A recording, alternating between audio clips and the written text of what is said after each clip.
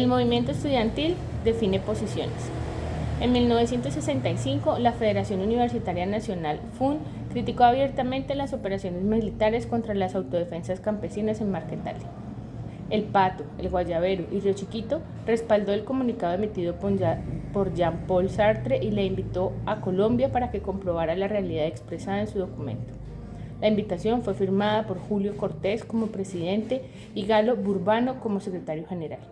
Con claridad, Armando Correa, presidente del Consejo Superior Estudiantil de la Universidad Nacional, definió como objetivos de la FUN alcanzar la democratización de la enseñanza, la cátedra libre y por concurso, la autonomía universitaria, la politización del estudiantado y el apoyo a los obreros y campesinos en todas sus luchas reivindicativas contra los sistemas arcaicos y caducos con que se rige a nuestra patria. En su declaración subrayó, además, la independencia de las universidades colombianas frente a las misiones tecnócratas estadounidenses y sus limosnas presupuestales altamente gravosas. La organización promovía para entonces la oposición contra la implementación del informe ACTCON, una investigación orientada y solicitada por la UNESCO en las universidades latinoamericanas que integraba el desarrollo económico con la educación. Privilegiaba las relaciones de las instituciones de educación superior con el Departamento de Estado de los Estados Unidos, la Alianza para el Progreso y fundaciones como la Rockefeller, y proponía una universidad pública autofinanciada a través de sus matrículas, con un régimen disciplinario que despolitizara el estudiantado. Durante la segunda semana del mes de mayo, los estudiantes de la Universidad de Antioquia se lanzaron a la huelga exigiendo la democratización de su alma mater y la renuncia del rector Ignacio Vélez Escobar. Las movilizaciones efectuadas dentro del edificio de estudios generales y sus alrededores fueron respondidas con un allanamiento policial que generó fuertes enfrentamientos. En respuesta, se programó para la noche del 17 de mayo una marcha de antorchas que fue prohibida por el gobernador de Antioquia bajo el argumento de que se hallaba infiltrada por agitadores profesionales que se proponen capitalizar en su provecho el caos del acto estudiantil. Aunque la policía taponó las bocacalles próximas a la sede universitaria, los estudiantes se retiraron en pequeños grupos para concentrarse en el centro de la ciudad, de donde fueron dispersados por pelotones de carabineros a caballo y gruesos piquetes de policía con perros amaestrados, seguidos por soldados del ejército que marchaban con bayoneta calada. Con más de 300 detenidos esa noche, las directivas de la Universidad de Antioquia llamaron a la reanudación de clases para el día 19 de mayo, so pena de cancelar matrícula a quienes continuaran en huelga. Para la fecha, las Universidades Nacional y Distrital de Bogotá se declararon en paro solidario e iniciaron bloqueos en las vías de acceso a la ciudad universitaria, mientras se llevaba a cabo un fuerte enfrentamiento entre militares y estudiantes en los alrededores de la Universidad Libre. En la noche, las pedreas se habían extendido a varios sitios cercanos a la Universidad Nacional, con buses de la empresa distrital apedreados y un camión de la policía militar prácticamente destruido. El 20 de mayo, las pedreas tuvieron como escenario el centro de la ciudad de Bogotá, en lugares vecinos al Capitolio y al Palacio Presidencial. La Universidad Jorge Tadeo Lozano fue tomada por la policía y se agredió en forma indiscriminada a estudiantes que acompañaban al rector Fabio Lozano cuando se retiraba de las instalaciones universitarias. Un joven de nombre Jaime Pérez resultó lesionado y el hecho enfureció a sus compañeros, quienes se sumaron al paro solidario. Al atardecer, en otro sector de la universidad, fue herido de muerte el estudiante de la Facultad de Ciencias Económicas, Jorge Enrique Useche. Cuando salía de clases recibió un golpe en la cabeza, propinado por el teniente Rafael Jiménez con su sable de dotación oficial, según lo dictaminó días después el investigador judicial del caso. El día 21, los disturbios se incrementaron en las universidades Nacional y Libre con la utilización de bombas Molotov y hubo nuevas confrontaciones en el centro de Bogotá. La Universidad de América fue allanada de forma tan brutal que el comandante de la policía se apresuró a presentar excusas. Al caer la noche, luego de una reunión de casi 10 horas con su gabinete, el presidente Valencia declaró el estado de sitio. El Congreso creó entonces una comisión para reunirse con el rector Vélez Escobar de la Universidad de Antioquia y buscar junto al gobernador Mario Aramburu salidas a la crisis.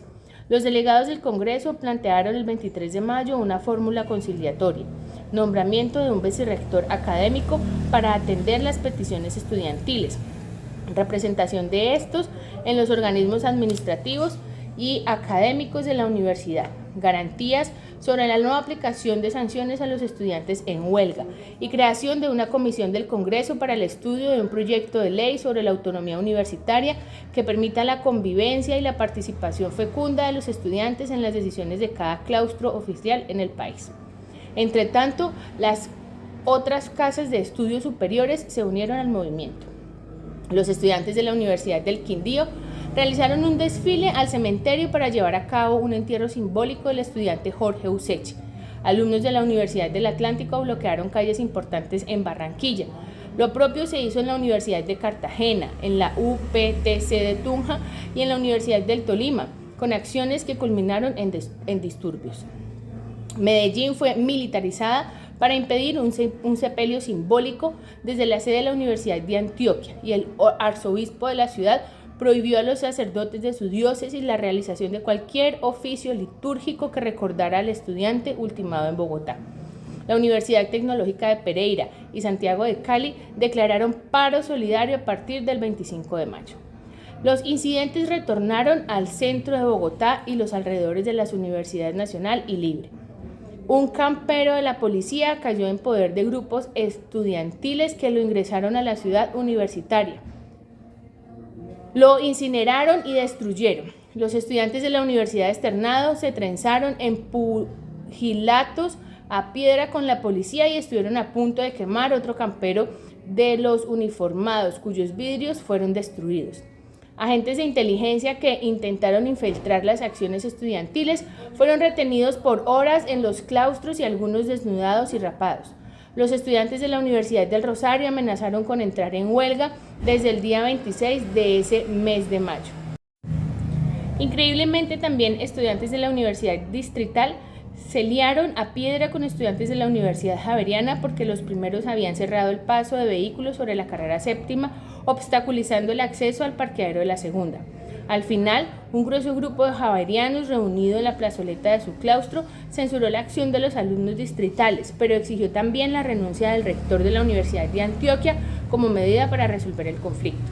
Más tarde, el periódico El Tiempo, el Centro Colomboamericano y diversos edificios oficiales fueron apedreados y se atacó de similar manera un vehículo militar y una camioneta de la cárcel de mujeres.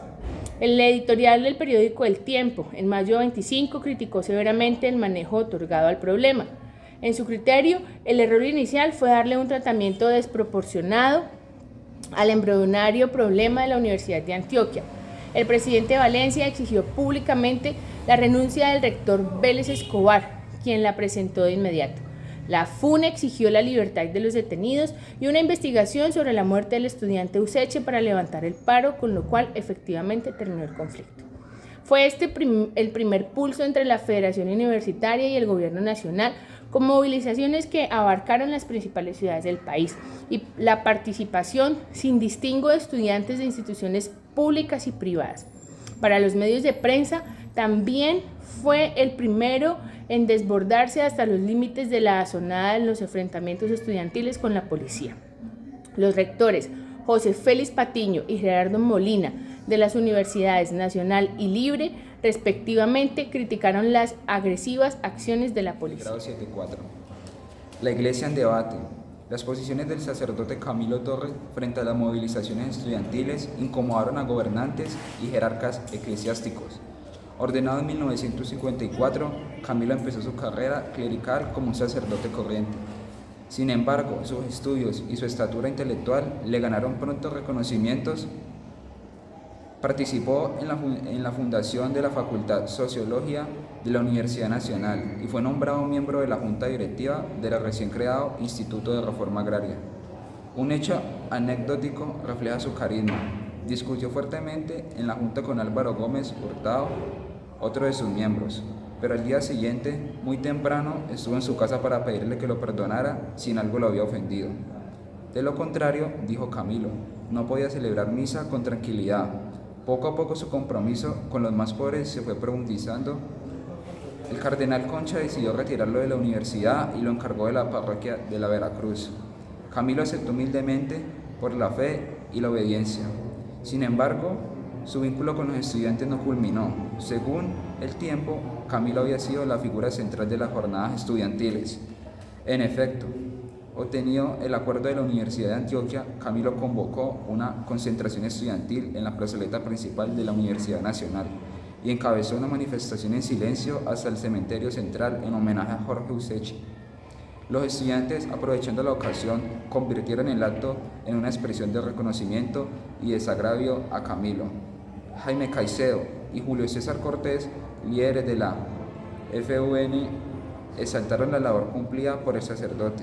Camilo cerró el acto leyendo las bases de un programa de nación unitaria que, según sus palabras, había sido elaborado por la Juventud Social Demócrata Cristiana. El programa, que había leído por primera vez el 17 de marzo de 1965 en Medellín, pedía, entre otros puntos, la distribución adecuada de la tierra, una reforma urbana, la nacionalización de bancos, hospitales, radio y televisión, la explotación del petróleo por parte del Estado y educación gratuita para todos los colombianos.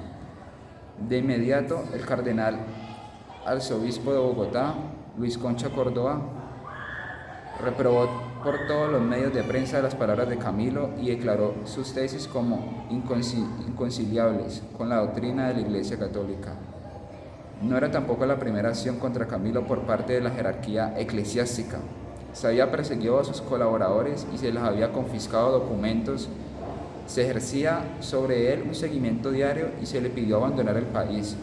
Sin embargo, la carta del cardenal precipitó y definió los acontecimientos. Camilo, quien se había abstenido de renunciar al sacerdocio, según sus allegados, empezó a pensarlo en forma decidida y preparó desde entonces su retiro.